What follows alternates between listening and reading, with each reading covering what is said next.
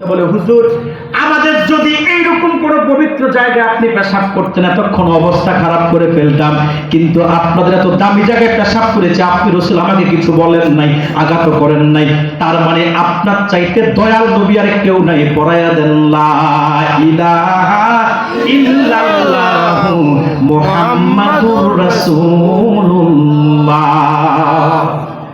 সুবহানাল্লাহ বলবেন না? সুবহানাল্লাহ। এত দয়ার ভান্ডার ছিল মুহাম্মদুর রাসূলুল্লাহ, যার দয়া বর্ণনা করতে গিয়ে আল্লাহ নিজেই কোরআনের মধ্যে বলেন, সূরাতুল আম্বিয়ার মধ্যে, ওয়ামা আরসালনাকা ইল্লা রাহমাতাল লিল আলামিন। যেমন ছিল নবীজির জামাল সৌন্দর্য, তেমন ছিল কামাল সিরাত চরিত্র, তেমন ছিল ইহসান দয়া। চতুর্থ যেটা ছিল সেটা হচ্ছে কারাবাত, নৈকট্যতাও অনেক বেশি।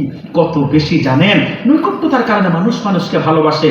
যেমন পিতাকে সন্তান, সন্তানকে পিতা, ভাইকে বোন, বোনকে ভাই, স্বামীকে স্ত্রী, স্ত্রীকে স্বামী, বন্ধুকে বন্ধু। ভালোবাসে না? দেখবেন পিতা যদি চোর হয়, সারা দুনিয়া মানুষ চোর বললো, সন্তান চোর বলে না। সন্তান যত অবাধ্যই হোক, রাগ করে বাবা বলে তুই আমার ঘর থেকে বের হ, কিন্তু সন্ধ্যায় যদি সন্তানটা ঘরে না আসে, মায়ের কাছে জিজ্ঞেস করে আমার সোনার মানিকটা গেল কই, না জানি রাগ করে চলে গেছে, আসছে না তো, বাবা খুঁজতে বের হয়ে যায়। এটা কেন? কথা বলে না, নৈকট্যতার কারণে। শুধু তাই না, ভাই আর বোনের সম্পর্কটাও কত গভীর। ভাইয়ের কোনো বিপদ দেখলে বোনের খোঁজ খবর নেয় না, এমন ভাইও যদি কোনো বিপদে পড়ে বোনটা পাগলের মতো ছুটে আসে ভাইকে দেখতে। কথা বলছেন না কেন? শুধু তাই না, স্বামী স্ত্রীও তো যদি প্রকৃতপক্ষে একটা ভালো স্ত্রী আপনি পেয়ে যান, কিংবা আপনার স্ত্রী যদি একজন ভালো স্বামী পেয়ে যায়, ওই ভালোবাসাটা কত গভীর, কত গভীর বিশ্বনাথ বাসী চিন্তা করতে পারবেন না। ওই ভালোবাসাটা এত বেশি, স্বামীর জন্য স্ত্রী জীবন দিতে রাজি, স্ত্রীর জন্য স্বামী জীবন দিতে রাজি। সুবহানাল্লাহ বলবেন না? এত ভালোবাসা দেখবেন একজন আরেকজনকে ছাড়া খুব বেশি দিন দূরে থাকতে পারে না। একটা মানুষ সবচেয়ে বেশি শ্রদ্ধা করে পিতামাতাকে, কিন্তু পিতামাতাকে ছাড়া 2 বছর 4 বছর 5 বছরও দূরে থাকা যায়, কিন্তু স্বামী স্ত্রীর মধ্যে আল্লাহ অনেক ভালোবাসা ঢেলে দিয়েছেন, ইচ্ছা করলে একজন আরেকজন থেকে বেশি দূরে থাকা যায় না। দিনে ঝগড়া হলো, রাতে ভালো। কথা বলে না, ঠিক না? যত ঝগড়াই হোক, যত কিছুই হোক, একজন আরেকজনের কাছাকাছি গেলে সব ভুলে যেতে হয়। কি এক নিয়ামত, কি এক মহাব্বত, কি এক আকর্ষণ দিয়ে দিয়েছে রাসূল। এজন্য বলেছে স্বামীরা স্ত্রীদের থেকে খুব বেশি দিন দূরে থাকবা না। কতদিন দূরে থাকা যায়? আপনারা তো অনেক আছেন এমন মানুষ, বিদেশ যদি একবার যাইতে পারেন তো 1 যোগ 12 বছর কাটাই আসে, আর ওই মেয়েটা তার গোটাটা যৌবন অসহায়ের মতো কাটায় দিতে হয়। মনে রাখবেন যুবক, বিয়ের আগে বিদেশ করবেন, বিয়ের পরে বিদেশ করলেও অন্তত 6 মাস 1 বছরের মাথায় মাথায় বাড়িতে আসবেন। আপনি যৌবনকাল বিদেশে কাটাবেন, বউ এক জায়গায়, আপনি আরেক জায়গায়, তো বুড়া কালে কোটি টাকা দিয়ে করবেনটা কি? কথা বলেন। মনে রাখবেন, একটা কথা বলে যাই, ওই মেয়েটাই বোঝে তার কত কষ্ট, যে মেয়েটার স্বামী দূরপ্রবাসে 4-5 বছর কাটাচ্ছে, রাতের বেলা যখন তার চোখের পানি দিয়ে বালিশ ভিজায়, সেই মেয়েটাই বোঝে একটা মানুষ স্বামী থেকে দূরে থাকা কত কষ্ট। মনে রাখবেন, এই কারণে যদি কোনো মেয়ে অপরাধ করে, কোনো মহিলা স্ত্রী অপরাধ করে, এটার জন্য শুধু তাকে দায় দিলে চলবে না, আপনিও দায়ী। কথা বলেন না? এগুলা প্রবণতা কমান। বিয়ের পরে বিদেশ গেল, কম সময়ের মধ্যে দেশে আসবেন, কিংবা স্ত্রীকে মাঝে মধ্যে বিদেশ সফর করাবেন। রাজি আছেন তো? আমার ভাইয়েরা, কতদিন দূরে থাকতে পারে একটা স্বামী স্ত্রী ছাড়া, স্ত্রী স্বামী ছাড়া? হযরত ওমর রাদিয়াল্লাহু তাআলা আনহু তার মেয়ে হাফসাকে বলল, হাফসা, মদিনার গলিতে গলিতে ঘুরে খোঁজ নাও, মেয়েরা স্বামী ছাড়া কতদিন দূরে থাকতে পারে। হাফসা খোঁজ নিতে লাগলো, কে কতদিন দূরে থাকতে পারে। কেউ বলে 1 সপ্তাহ, কেউ বলে 10 দিন, কেউ বলে 15 দিন। সবচেয়ে বেশি একটা মেয়ে বলেছে আমি স্বামী ছাড়া 6 মাস পর্যন্ত থাকতে পারি। এখন আপনি বলেন তো ভাই, একটা মেয়ে যদি 6 মাস পর্যন্ত স্বামী ছাড়া থাকতে পারে, কিংবা জোরসে জোর 1 বছর থাকতে পারে, এরপরে মেয়েটা তো যদি কোনো ভুল করে, একা তাকে দায় দিলে চলবে না, সেই দায়টা আপনাকেও কাঁধে নিতে হবে। আমি কাউকে উৎসাহ দিচ্ছি না, বুঝাচ্ছি আপনাকে। ভাই, 20 টাকা রুজি করতেছেন বিদেশে বসে, কি লাভ হবে আপনার 20 টাকা? যে 20 টাকা রুজি করতে গিয়ে আপনার সন্তানটা কাছে নাই, যে 20 টাকা রুজি করতে গিয়ে আপনার বিবির যৌবন চলে যাচ্ছে, আপনার যৌবন চলে যাচ্ছে, কেউ কাউকে কাছে পাচ্ছেন না। কিন্তু কি মুহাব্বত স্বামী স্ত্রীর মধ্যে আল্লাহ দিয়ে দিয়েছে, একজন আরেকজনকে ছাড়া বেশি দিন দূরে থাকতে পারে। এখন প্রশ্ন হলো, যদি এই দুনিয়ার এই ভালোবাসার কারণে একজন আরেকজন ছাড়া দূরে থাকতে না পারে, সন্তানকে পিতা এত ভালোবাসে, পিতা সন্তানকে এত ভালোবাসে, ভাই বোনকে এত ভালোবাসে, বোন ভাইকে এত ভালোবাসে, রাসূলুল্লাহর সঙ্গে তো উম্মতের নৈকট্যতা সবচেয়ে বেশি। এবার কত বেশি একটু বুঝেন। সব নবীকে আল্লাহ দুনিয়াতে একটা অফার দিয়েছে, কার কি প্রয়োজন আল্লাহর কাছে চাইলে পেয়ে যাবেন। সব নবী নিজের জন্য, পরিবারের জন্য, কিংবা সন্তানের জন্য, কিংবা উম্মতের জন্য দুনিয়াতে চেয়ে নিয়েছেন। ঈসা বলেন, মুসা বলেন, ইব্রাহিম বলেন, সবাই তো দুনিয়াতে চেয়ে নিয়েছে। কিন্তু আমার নবী, আপনার নবী মুহাম্মদুর রাসূলুল্লাহ সাল্লাল্লাহু আলাইহি সাল্লাম 40 দিন পর্যন্ত নূর নবীর ঘরের চুলার মধ্যে আগুন জ্বলে নাই। শুধু তাই না, ক্ষুধার জ্বালায় রাসূলুল্লাহ পেটের মধ্যে পাথর পর্যন্ত বেঁধেছে। শুধু তাই না, আমার নবীকে উহুদে দাঁত মুবারক শহীদ করেছে। তাইফে আমার নবীর দেহটাকে পাথর দিয়ে আঘাত করে রক্তাক্ত করে দিয়েছে বিশ্বনাথবাসী। তারপর আমার নূর নবী আল্লাহর কাছে কিছুই চায় নাই, কারণ একটাই উম্মতের জন্য হাসরে চাইবে। দেখেন না কত নৈকট্যতা। 63টা বছর জিন্দেগি শুধু উম্মতি উম্মতি উম্মতি বলে কাটিয়ে দিয়েছে। রাসূল যখন দুনিয়াতে এসেছেন, সিরাতের কিতাব সাক্ষী, মা আমেনা বলেন, মুহাম্মদ কি জানি বিড়বিড় করে পড়তেছে। দুনিয়াতে পড়াই তো মুহাম্মদ রাসূলুল্লাহ সেজদায় লুটিয়ে গেলেন, আর কি যেন তার ঠোঁট দিয়ে বিড়বিড় করে পড়তেছে। কানটা যখন রাসূলুল্লাহর কানের কাছে, মুখের কাছে নিলাম, শুনতেছি নবজাতক শিশু মুহাম্মদ আজকে দুনিয়াতে এসেছে আর পড়তেছে উম্মতি উম্মতি উম্মতি। সুবহানাল্লাহ। বিশ্বনাথের মানুষ কেন আমাদেরকে একদম গালি দেয় যে আমরা নবীর পাগল, আমরা নবী ছাড়া কিছু বুঝি না। আরে ভাই, বুঝবো না কেন? নবী তো 63 বছর উম্মত ছাড়া কিছু বুঝেন নাই। কথা বলেন না ঠিক? 63টা বছর রাসূল শুরু বলেছে উম্মতি উম্মতি উম্মতি। 63টা বছর বলে যে শেষ করেছেন তা না। সুনান বাজ্জারের হাদিস, রাসূল বলেছে, আমি দুনিয়া থেকে বিদায় নেওয়ার পরে আল্লাহর দেওয়া ক্ষমতায় আমি সব দেখব। আমার উম্মত যখন কোনো গুনার কাজ করবে, আমি আল্লাহর কাছে উম্মতের পক্ষ হয়ে ক্ষমা প্রার্থনা করব। আর উম্মত যখন নেক কাজ করবে, আমি উম্মতের নেক কাজ দেখে আল্লাহ শুকরিয়া আদায় করব। সুবহানাল্লাহ।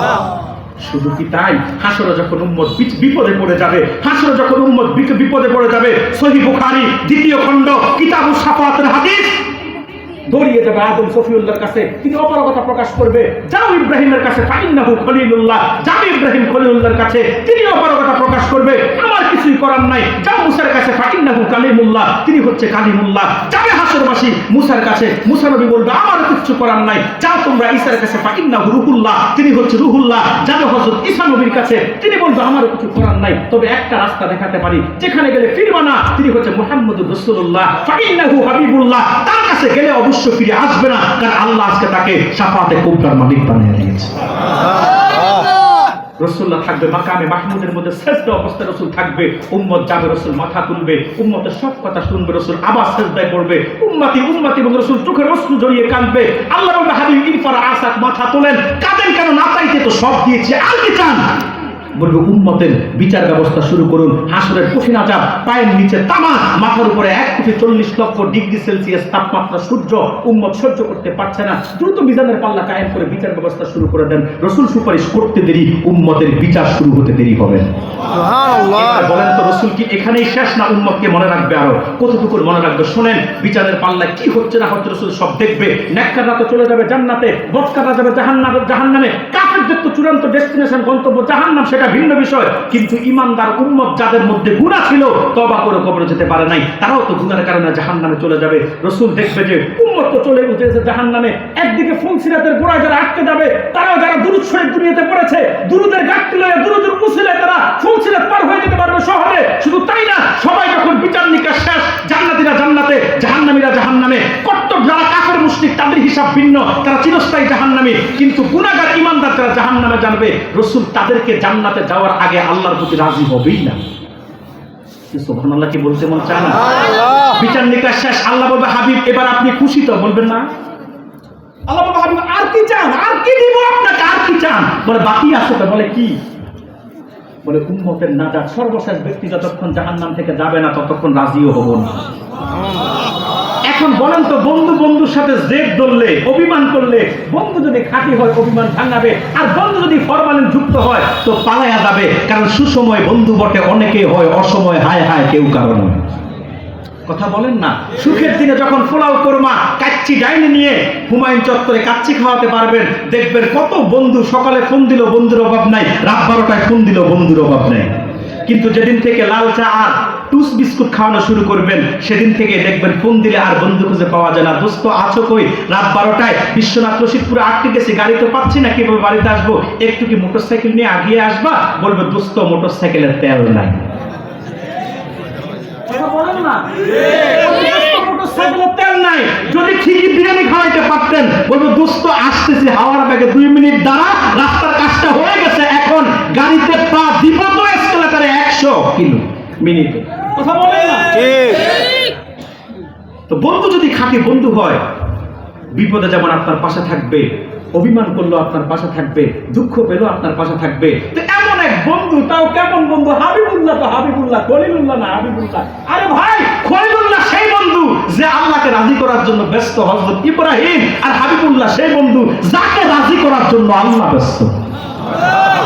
এখন হাবিবুল্লাহ তো রাজি তো করতে হবে, কি জানতো উম্মতের নাজাত চাই, কার বড় সর্বশেষ যে আছে তার বলে যান আপনি জাহান্নামের কিনারে। সহিহ মুসলিমের সুনান ইবনে মাজাতে এসেছে, সহিহ মুসলিমে এসেছে, জাহান্নামের দারোয়ান মালিক ফেরেশতাকে আল্লাহ বলে, মালিক দরজা খুলে দাও, আমার হাবিব জেদ ধরেছে, উম্মত ছাড়া জান্নাতে যাবে না, হাবিবকে অথরিটি দিয়েছে, যাকে মন চায় তাকে নিয়ে যাক।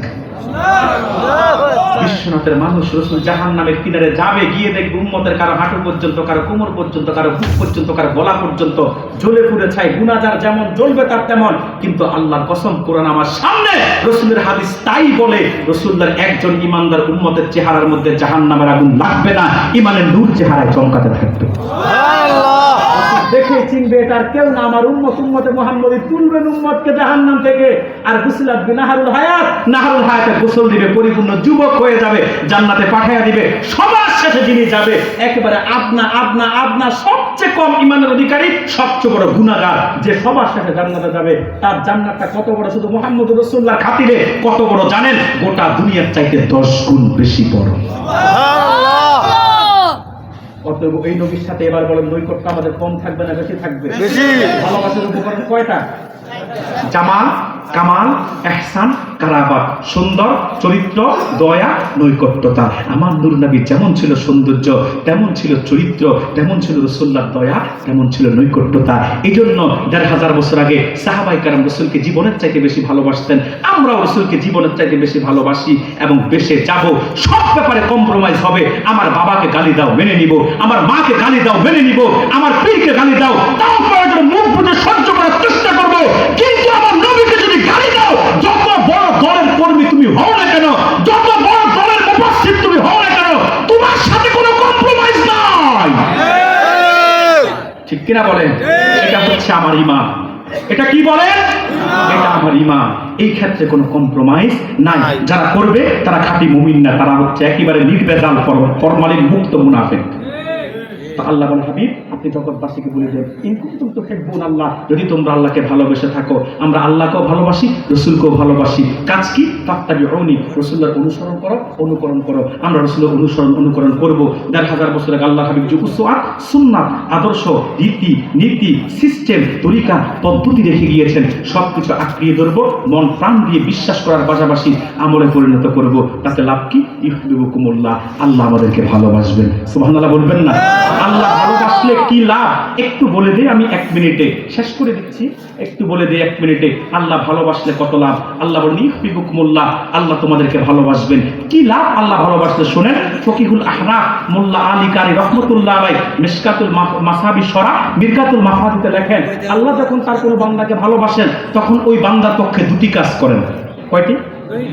একটি হচ্ছে বিনা হিসেবে তাকে রাসূলুল্লাহর উম্মত বানায় দেন, দ্বিতীয়টি হচ্ছে আল্লাহ তার জীবনের গুনাহগুলো তওবার বিনিময়ে মাফ করে দেন। সুবহানাল্লাহ। আল্লাহ বলেন, ওয়াগফির লাকুম যুনুবাকুম, আল্লাহ তোমাদের গুনাহগুলো ক্ষমা করে দিবেন। ওয়াল্লাহু গাফুরুর রহিম, আল্লাহ ক্ষমাশীল, আল্লাহ দয়াবান। সাদাকাল্লাহুল আযীম ওয়া সাদাকা রাসূলুহুন নবিয়্যুল কারীম ওয়া নাহনু আলা যালিকা মিনাশ শাহিদিন ওয়া শাকিরিন ওয়া আলহামদুলিল্লাহি রাব্বিল আলামিন।